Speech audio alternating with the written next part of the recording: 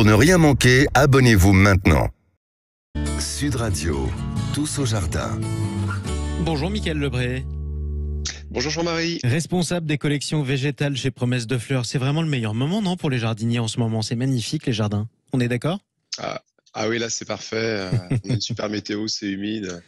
Tout est au top. Profitez des dernières feuilles blanches, fleurs blanches des cerisiers et dites adieu aux fleurs roses des cerisiers roses.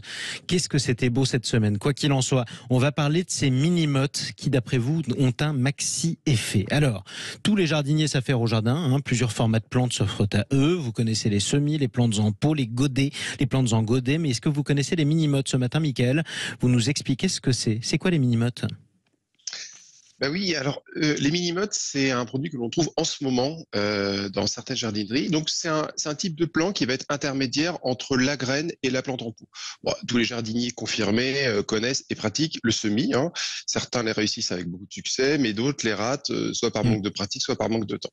Et tous les jardiniers débutants connaissent, quant à eux, les plantes vendues en godet, en pot, qui sont déjà bien poussées et que l'on met en terre directement.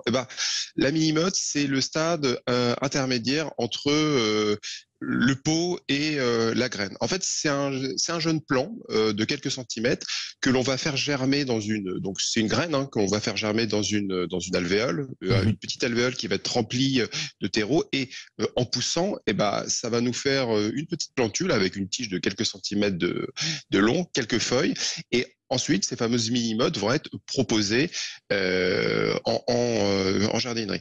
C'était autrefois réservé aux professionnels et il existe des mini-mottes d'à peu près tout, toutes les plantes ornementales, que ce soit les géraniums, les sauges, les cosmos.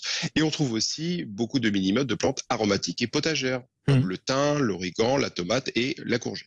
Exactement. C'est quoi les avantages des mini-mottes et qu'est-ce qu'elles représentent pour les jardiniers?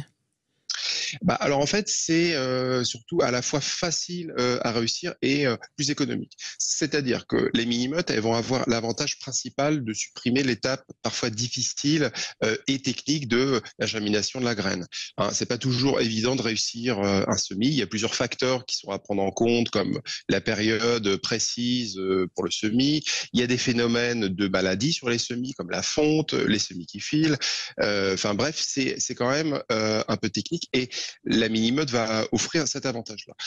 Autre avantage, elles sont plus économiques, parce que avec les mini-mottes, la durée de pousse, les soins nécessaires, le stockage et le transport sont moins contraignants surtout. Donc c'est un prix généralement qui va être bien inférieur. Et dernier point, ça peut sembler petit une mini-motte, mais en fait ça va offrir une croissance très importante. C'est ça qui est important et qui est à retenir surtout. Exactement. En quelques mots, des recommandations à suivre pour la plantation de ces mini-mottes? Oui, alors quelques conseils simples de base. S'il y a encore quelques gelées dans votre région, ce qui est important, c'est qu'il faut les repiquer dans un pot 3 à 4 fois plus grand que la motte. Il faut garder ça dans un endroit lumineux, chaud, tempéré.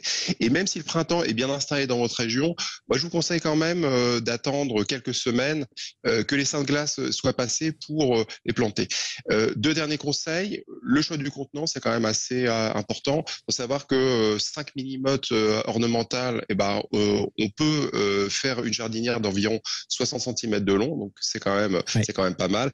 Et dernier point, faut les arroser abondamment.